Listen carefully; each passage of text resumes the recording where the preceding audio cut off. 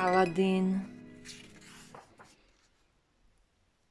Prije mnogo stoljeća u jednom gradu u pustinji živio siromašni trgovac sa sinom Aladinom. Radili su marljivo po cijele dane, no jedva su krpali kraj s krajem. Jednoga dana pred Aladina je došao opasni čarobnjak i ponudio mu mnogo novca u zamjenu za pomoć oko tajanstvenog posla. Oprezni mudri otac tome se protivio, no Aladin je bio spreman na sve samo da ih izvuče iz siromaštva.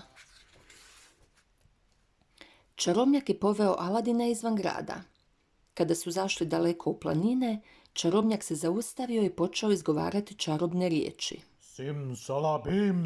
Nakon toga iz njegovih ruku svirnule su munje, udarile u tvrde stijene i uz zaglušujuću buku napravile duboku rupu. Čarobnjak je naredio Aladinu da se spusti u rupu. Donesi mi samo svjetiljku, a ostalo blago uzmi sebi, oštro je govorio čarobnjak. Aladin nije mogao vjerovati svojim očima. Uokolo su bile škrinje iz kojih je ispadalo najskupocjenije blago. Biserne ogrlice, zlatne krune, dijamantni i rubinski prsteni, zlatnici, srebrnjaci i sve to mogao je odnijeti ocu. No, kada je Aladin uzeo svjetiljku da je odnese čarobnjaku, slučajno ju je protrljao, a tada se dogodilo čudo. Iz nje je izašao duh. Ja sam duh iz svjetiljke, a ti si moj novi gospodar. Ispunit ću ti sve želje, govorio je duh. Aladin je odmah shvatio da je duh vrijedniji od sveg blaga svijeta. Kratko je razmišljao i sjetio se. Poželio je biti najbogatiji čovjek u zemlji. Tako je riješio briga svog siromašnog oca, a mogao je zatražiti ruku sultanove kćeri, prelijepe princeze. Jedne noći pred Aladinovom palačom pojavio se čarobnjak.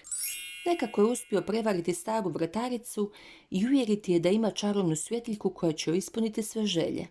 U zamjenu za nju zatražio je samo jednu pozlačenu beskorisnu svjetiljku. Čim se domogao prave čarobne svjetiljke, čarobnjak ju je protrljao i naredio duhu da prenese cijeli Aladinov dvorac daleko u pustinju. Bila je to njegova strašna osveta. No Aladin je ipak bio mudar dječak. Na vrijeme je zatražio da mu duh stvori čarobni prsten. U prstenu je također bio skriven duh, a Aladin mu je naredio da njega i dvorac odmah vrati u grad, te mu sutradan dovede zarobljenog čarobnjaka s ukradenom svjetiljkom. Rečeno, učinjeno. Aladin je bacio čarobnjaka u tamnicu, a duhu naredio da ubuduće sluša samo njega. Prolazile su godine, a Aladin je sretno živio sa svojom princezom iz puno dječice. Duh iz prstena i duh iz svjetiljke postali su najbolji prijatelji, a rado su ispunjavali istu Aladinovu želju, da malo po malo razdijele njegovo blago i da tako nitko više u njegovoj zemlji ne bude siromašan.